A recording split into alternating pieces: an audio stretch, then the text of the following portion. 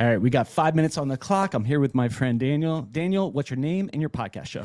Daniel Gray, Studio 44. Awesome. All right, what is one thing podcasters, like podcast hosts like us, need to focus on for growth and monetization? Absolutely. I think tapping into your local business economy is the most important thing that you can like use and utilize to grow your monetization to be able to give back at the same time. I think that local businesses don't have the ad spend of nationwide companies, but they need the most help. So you can have smaller drips of income coming in and do shows that focus on how those businesses are affecting local business in full. Yeah. So give an example of smaller drips of income, because we're experiencing that from like 10 different sources, little bits here and there. But how could you do that locally? Because all of our stuff is nationwide and we're struggling locally. Absolutely. So local business having a smaller budget, the smaller drip is we're not going for the $10,000 ad sponsorship. We're going for the not necessarily mom and pop, but we are going for that local business that has maybe a $250 or $500 a month advertising budget. And to be able to plug them into our shows is very simple. It can be done with an overlay. It can be done with actual product placement. It can be in the background. It can be smaller drips of income, and they're going to add up exponentially. And that way, we're giving them a little bit. You know, we can't give them the whole show. We can't give them the $10,000 package because it would exceed what they're able to spend. But it's also allowing more equality throughout the entire show. Yeah.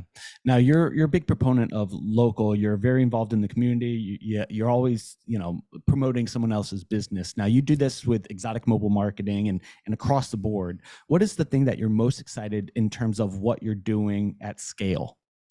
I think that seeing growth from the beginning standpoint, and I'm talking about from the day we started our show to now having 115 brands that we work with at some level.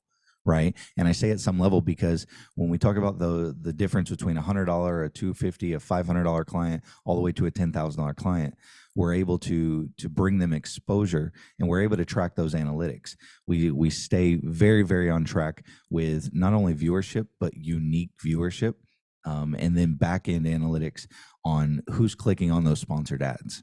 So it's helped quite a bit. So when it comes to podcasting, you're pulling this together into a local market, and you're working now with 115 brands. Like, name a success story or something that has that you've used with podcasting that's blessed your business and a local business. Absolutely. So I found that by interviewing people, not just that have the most influence in town, I have interviewed people that would normally never even be invited on a podcast. Like, you would wonder, why would I tell their story? Well, our main show is called Underdogs. We're here to tell people's story from all walks of life that have kind of went through it. We want to dig down into that. So we've had success stories recently. Joel with J&S Pressure Washing, amazing guy, right? Came on the show. He was able to share his story. I didn't know the struggles that he had went through. We do not pre-stage any show.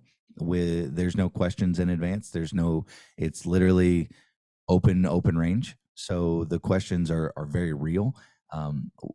Tears are natural, we get into the root of the why they do what they do. And especially with Joel, he's able to talk about what he does for his family and what he does for the community. And through that growth, I mean, it's exponential. There's been thousands of dollars of extra revenue just by him sharing his story, because more people were able to connect to him, because people shop with people they know, like, and trust. And on a local level, it only makes sense. Yeah.